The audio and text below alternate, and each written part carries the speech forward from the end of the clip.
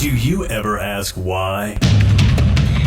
This podcast questions received wisdom on every level and empowers you to make informed decisions. Join multi-award-winning businesswoman Jane Nichols, responsible for changing the face of yoga and fitness in the UK, as she chats with the enlightened.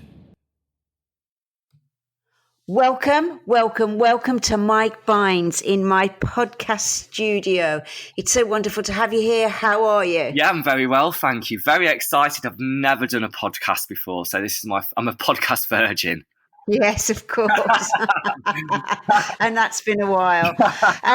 Okay, so let me give you everyone a little bit of background history on Mike Bynes and I. So Mike and I met. He came to one of my workshops, teacher trainings, which was Bar Fitness, wasn't it, Mike? Yeah, it was. Yeah, ages ago now. Yeah.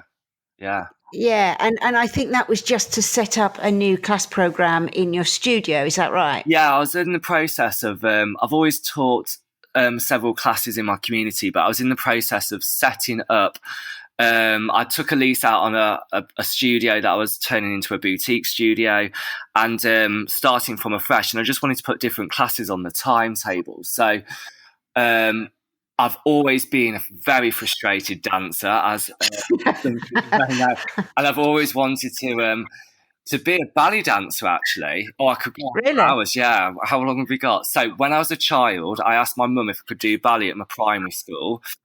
She said, no, and please don't tell your father that you asked. So when I saw bar, I thought, oh, this is my opportunity. I'm an adult. I can make my own decisions. Crack on. And the rest is history. Yeah, absolutely. I don't actually teach it anymore, though. Well, that's not good enough. No, but I loved it. I did. It was fab. Yeah, it was brilliant. And it went on my timetable and it went down a storm. I just didn't have time to carry on teaching it, to be fair. Okay. Well, you let off the hook because you teach FFY, but that's besides the point. So on my part, I'd moved from London to Leicester and I moved to Leicester for love of another human being. But in doing that, I left behind my greatest love, which was my community classes. Teaching in Bikram, in Leicester, my face, my style, everything just did not fit. So when I heard that Mike had this studio, I was, I want in. Can I teach for you? And Mike, of course, said yes. I'm and the rest. Stop you there, Jane, because we've always had this argument. And we've always, anyone that's listening, basically, I sent Jane an email. I'm going to have to look for the email asking her if she'd like to teach in my studio. Okay. Well, see, whilst you're talking, I'm going to Google it, but not Google it, go into my archive, because I remember begging. Oh, really? Yeah. That's the only time, but yes. And Jane then started teaching for me, didn't you, Jane? Yeah, and from the moment I walked into that studio, I was back at home. It was such a tonic. Everyone that comes in is wonderful. We laugh. They're fantastic. You know, I've got those people in my classes now where I want them. They're better than I am. They are just a lovely, lovely group. It's a joy. Yeah. It's a joy. It's everything that's good about teaching in the community. So what I want to chat to you about is how you got it that way, why you got it that way, what you do, what's your secret to get that community studio up and running and get people coming back with the longevity that you do. Oh, my God. I mean, that is such a hard question because, you know what, before I took on a studio, I actually thought to myself, I mean, my background is I worked in health clubs for years upon years, from my early 20s, late teens to for many, many years. Duty manager, fitness instructor, personal trainer, acting GM, sales manager. So I've done everything in health clubs and stuff. And I think I was daunted by setting up a community studio just because I actually thought that I would have needed all the Les Mills style classes in a studio to actually keep it vibrant, keep it alive, because that's what I assumed everyone would have wanted from a studio, because that's what health clubs offer. So I think when I first started teaching in the community, I became myself. I didn't teach any programs because it was too expensive to have license. I then just went back to the basics, and actually which attracted me to teach group fitness, and that was dance aerobics, going back to my frustrated dancing life and my urge to always wanting to be on a West End. So yeah, I think when I started in the community, I sort of reinvented myself and my teaching to actually go back to my roots of Group X training, working, creating choreography, and just being myself rather than a robot teaching programs that actually tell you what to say and what to do and stuff like that. And I actually found all of a sudden I was myself again, and my passion for teaching again came more. Was just more in class because I was being able to be myself. I could joke around. The main thing I would say about my classes is that I get everybody to smile and laugh. If they don't smile and laugh, my class isn't for them. And you know what? I'll take that on the chin because we're not for everybody. And I think once you appreciate that you're not going to suit everybody, then you just relax into it and just think, you know what? I'm going to suit the people that I enjoy being around. And if they don't enjoy being around me, they're not going to come, and I don't want them in my class at the end of the day. That's quite a bold statement, actually. What would you say is the percentage? See, when I see you as a voyeur, I don't see that many people drop out. What would you say is the percentage of people that enter your studio and stay, as opposed to the percentage that enter your studio and leave? Do you know what I would say? And it sounds, do you know what? And I'm not one. And I know some people, if I know them and they're listening to this, they may laugh at this, but I hate bigging myself up in any way. I really do. And I know you're going to probably laugh at that. I do it in a really comical way, but on a serious note, I find it really cringy and stuff. But I would say I retain about 90 to 95 people that walk through that door. They fill out a Parq form. And actually what I do really, really, I think well is when I get a class of 20 and I've got one new person in that class, I can ignore my regulars.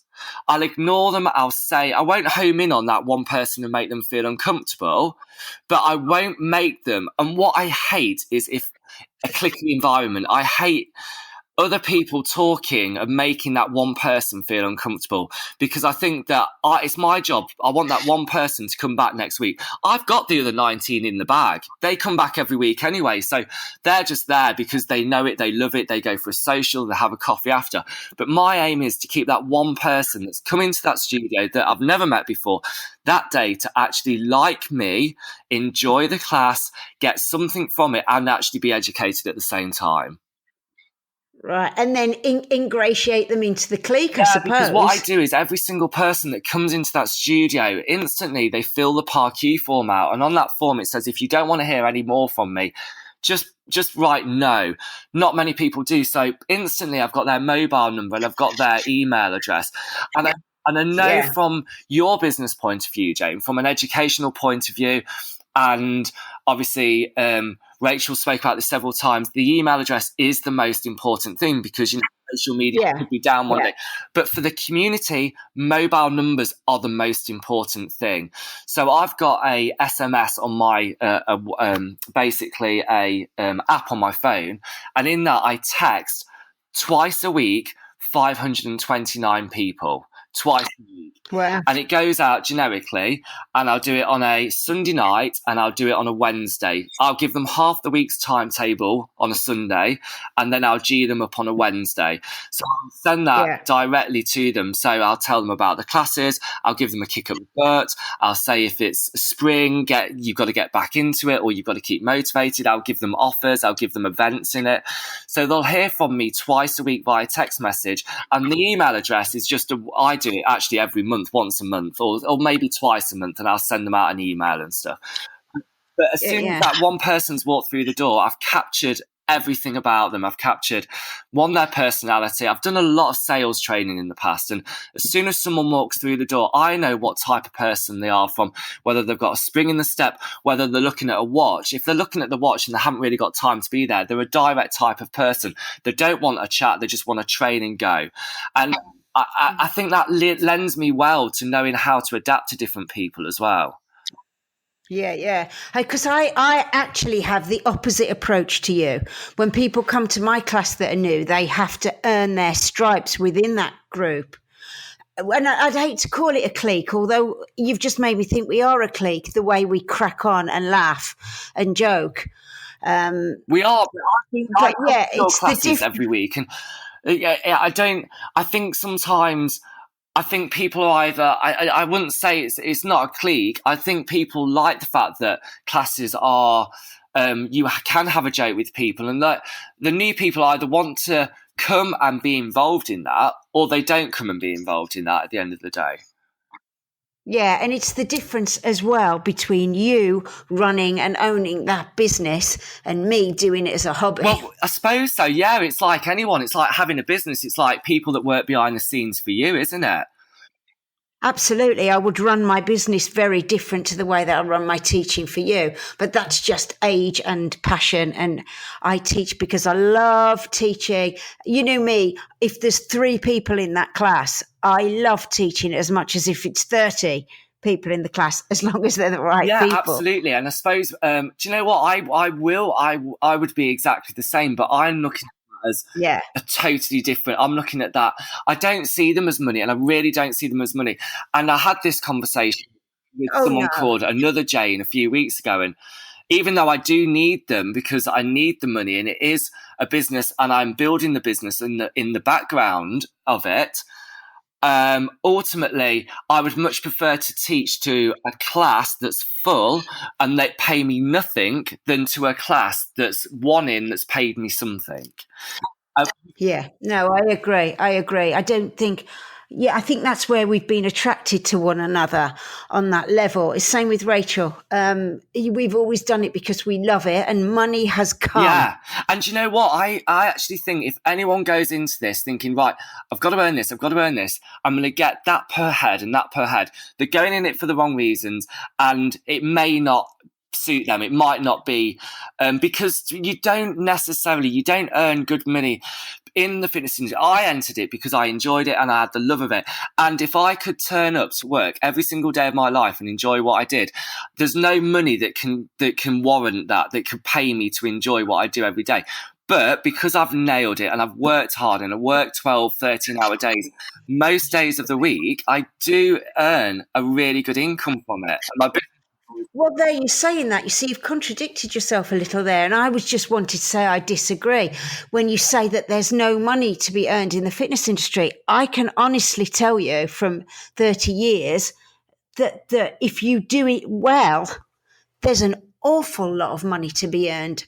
This is a career, not something that doesn't pay. I've never understood that, to be honest. I suppose I'm reflecting back on when I first came in the industry, because I honestly entered it thinking, from what everyone else was saying around me, I swear that I had the impression initially when I first came into the industry that there's not much money to be earned. And maybe there wasn't if I was just going to tootle around and put a ghetto blaster down in a village hall, which is years ago. That's what everyone, I suppose, used to do. It's going from, I suppose, turning your full-time hobby into a full-time career. That's when you go more serious and you do earn more money, perhaps. Yeah, because you've got outlay now, haven't you? You've got the studio that you hire. You've got all the rates to pay. I've got massive outlay. Literally, I have. And, I don't mind speaking about my outlay. Anyone that knows me, and you'd know me, I wear my heart on the sleeve and I've got nothing to hide whatsoever.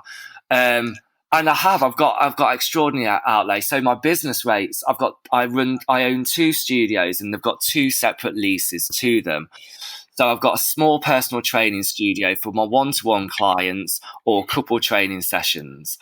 And then I've got my larger studio for my group activity. And both of them have a substantial lease and payment to them. Absolutely. So let me push you a bit further then. I mean, I've worked in the communities and it was just cash rich at those times. But now you've got outlay. Is it your business outlook that's making you earn money? Because really, if you think about it, it should be the other way round. If you've not got outlay, you're just taking what you make. but now you have a huge outlay. You also have an income to match. Is it that manning up and being a business that's made fitness profitable to you? Yeah, possibly. However, when I first started, and I think this is me as a person, when I first started, I've literally still got it on my laptop from the very first month I started trading, self-employed, left the health clubs, went self-employed, and I have figures of January, February, March, April, May, June, July, August, September, all the way through to December of what I take, my takings every single month there on there. And if I don't beat last month's takings, I then get a little bit disheartened and I have to get it back the following month, whether I put on another event, whether I put on another pop-up class, not just because I've got an outlay, but because it has turned me into a businessman. And I do actually think working in health clubs, especially as a sales manager, actually gave me so much to running the community hub that I run, and gave me so much background on targets, KPIs, everything. And that's how I manage myself, and that's how I stay self-motivated. Because if I didn't have absolutely. You know what you've just mentioned as well, we haven't even paid note to it, is you said whether it's putting another pop-up class. I know that you do workshops, you've got iGuru, you've got the PT studio, and you've got the group studio, and you've got all of us lot hiring from you. So I know I was right about this, but I think the problem lies in the fitness industry is when people do one thing only. Yeah. And I always think you need one thing that you do really well and another 3 things that underpin that. Yeah, without a shadow of a doubt. And actually, even though Group X training is my passion and will always be my passion, I have to say my one-to-one personal training is my bread and butter. And yeah, it really is. And as much as I would eventually like to I've always spoke about, and I've spoke about this to you, Jane, as well. After a while, I need a break from it. I need a holiday from it because it drains me. It's draining. Yeah, it is draining. Living daylights out of me. But I have to say, I don't know what. I do know I get results from my clients because they like me, I like them. They want to achieve their results for me just as much as them. I wouldn't be the first. I would put my hands up saying, do you know what? I don't know everything there is to know about PT in comparison to these other personal trainers that are out there. But I do think people buy into people, and I honestly think that that's why my personal training business is my bread and butter, and my group classes was always. I mean, they're phenomenal now, but they were always something an added bonus on top of my PT for such a long period of time.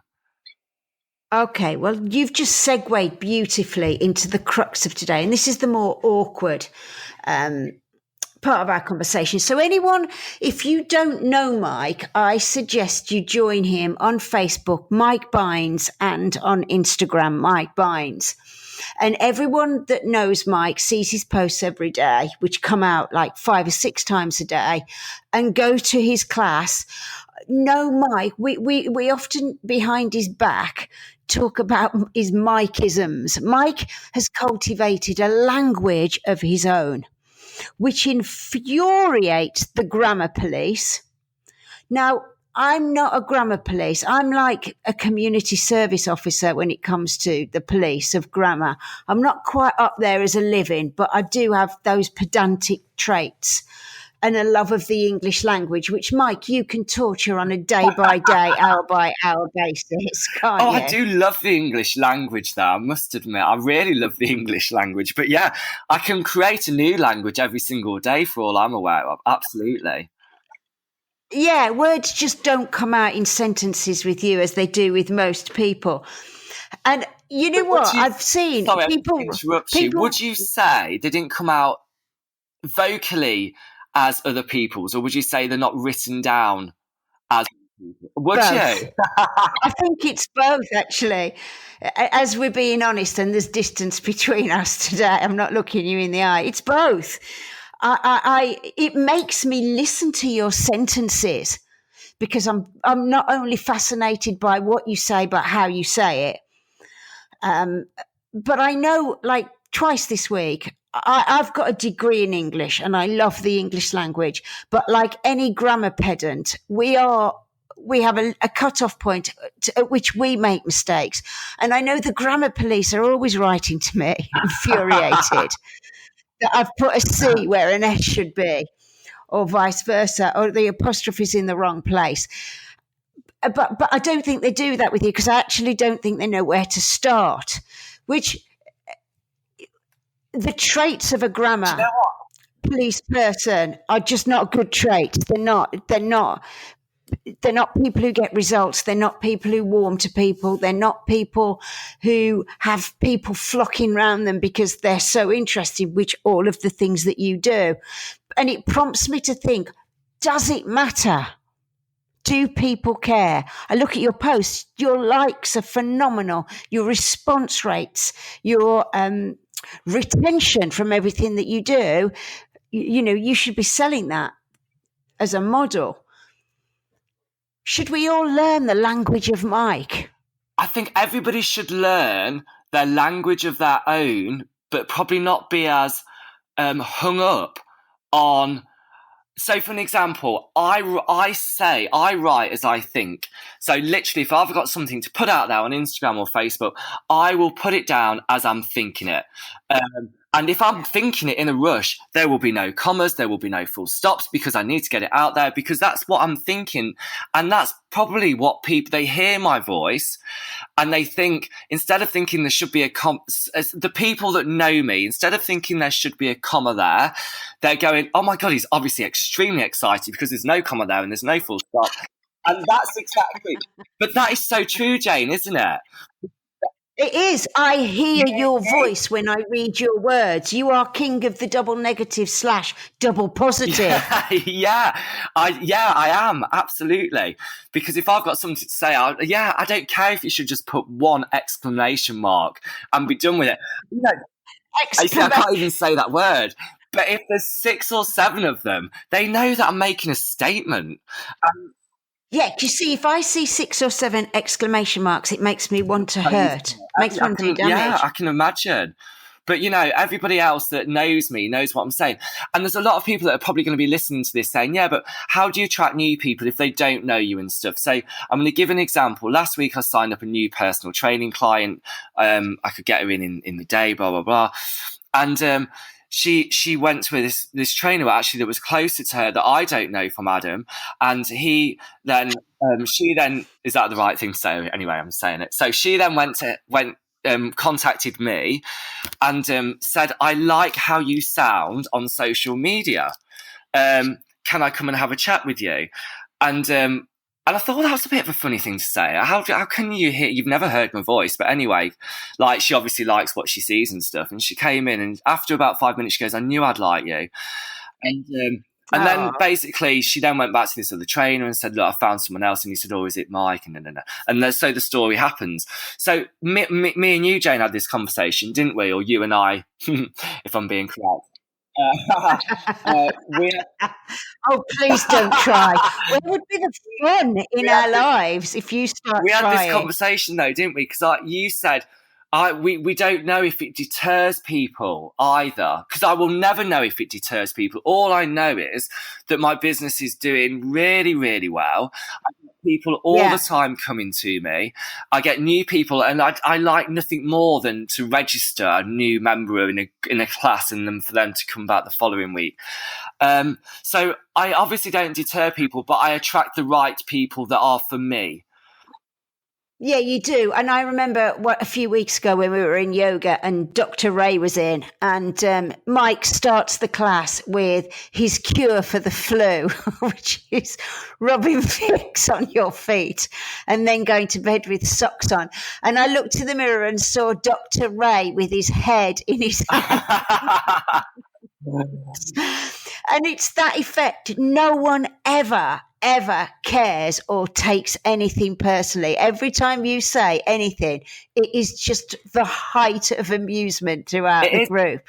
That's a skill. It's an absolute skill. Even when I'm saying things that I'm really serious about, like If someone's in a warrior 2 position and I need them to go deeper, I'll go. And I've been saying it for so long, but someone did pull me up the other week, and it was quite a new person that had got to know me, that was laughing at me and stuff like that. And I said, right, I need a little bit more depthness from you. And their word was depthness. There's no such word with depthness. And I was like, what do you mean? And she goes, it's depth, Mike. There's no ness on the end. But everybody else knows what to do. They know how to respond to me. And, it is what it is. So if I can offer any advice, and we'll obviously carry on talking about this, but to anybody out there, you can't be anybody else. You can't be your idol that you follow on Facebook.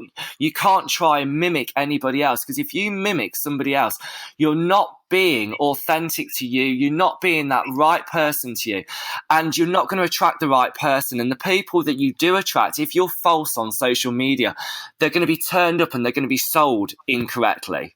Does that make sense? Absolutely, it does. You always make sense, Mike.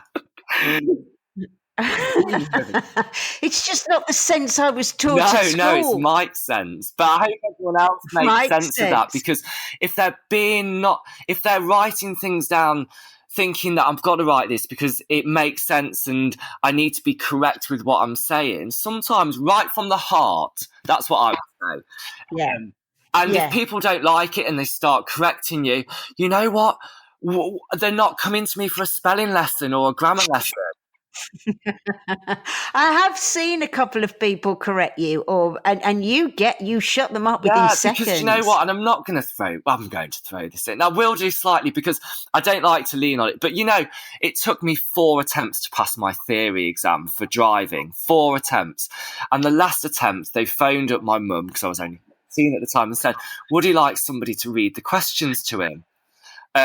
Or interpretate the questions? Because I think I do it slightly, and I have got probably a slightly mild form of dyslexia, but ultimately, I think I just get that excited. It just comes out in a very excited format.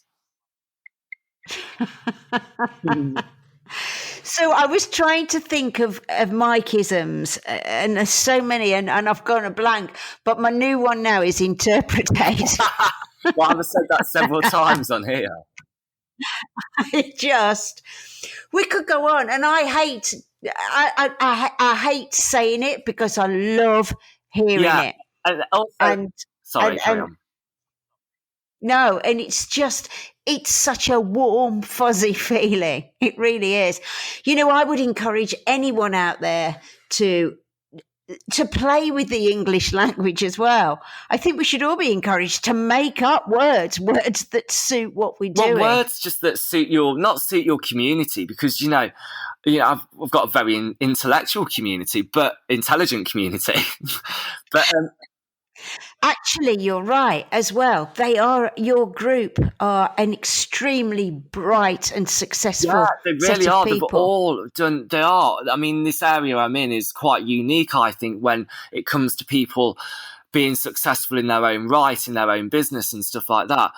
I really do. I don't know. I've never known an area quite like it. Yeah, I'm not sure that it's unique. I think there's a lot of places, and I've always said the most intelligent people I meet are the people that come to my classes. Well, yeah, I'm familiar. But I think it does smack in the face of anyone out there that says that this kind of thing in 2019 is of ultimate or life-changing importance. Yeah, but then I did say to you though, Jane, didn't I? Like, from the grammar point of view, I'm not selling a qualification like you. So no. I don't think you wouldn't anyway, because it's not you. But if someone was out there selling a qualification, they would have to be absolutely spot on with their grammar, their everything, because they're trying to attract a completely different audience. Does that make sense? It's busy. It's not personal, is it? I'm a different kind of leader to you there. That's being an educator rather than a motivator. Yeah, I like think. That definitely. Yeah, absolutely. Yeah. So it's not going to be for everyone. Yeah. No, but I have not met anyone that it's not for. I've not, in all the time I've been here, not met anyone that's not queuing to get through that door and loves it. Well, You're that person who they all say, "Oh, no one's got a bad word to say And then about him." someone will be rolling their eyes at that comment, I'm sure. Behind my back. I'm sure we In can fact, it would find be my something, husband that'd be Mike. rolling his eyes at that comment. Yeah. Absolutely. There's always something. I Yeah, know that. If you dig a little deeper. always. Right. Well, I think that has been enlightening. What I'd love to do in the future is have you back on for a more in-depth look at setting up the most profitable of communities. And I know that you're writing a course on that. Is that I'm right? trying to. I've got someone designing or playing around with my website at this moment in time regarding creating a journey for people in the community, for instructors in the community, or for anybody that would like to become an instructor in the community. And the journeys from setting it up from a group training or a personal training point of view to just being that one class a week. Because I think some people think that if they teach one class a week, they're not necessarily a community, but they are a community. And it's also everything stems from that one class that they set up, that it's the foundation of the rest of their business. Whether they want to eventually just have 3 classes, it's still a business, or if they want to go bigger and have a studio. I think there's a lot to be said for how you can approach it, especially from a back office point of view, especially even from a sales point of view, and how to adapt to different people types and data capturing everything that comes through the door, and how to talk to people and to work the community basically. Yeah. Okay. Well, brilliant. That's something to look forward to, something to come out soon. So as I said before, let me just reiterate, you can catch Mike on all of the social media platforms. Yeah, is that absolutely. right? Yeah. Mike Bynes Personal Training Services, Facebook page, and MBPTS on the Instagram. That's the 2 I usually use. Perfect. And I encourage everyone to join. And if you are the grammar police, you're just going to have to suck it up and get used to it.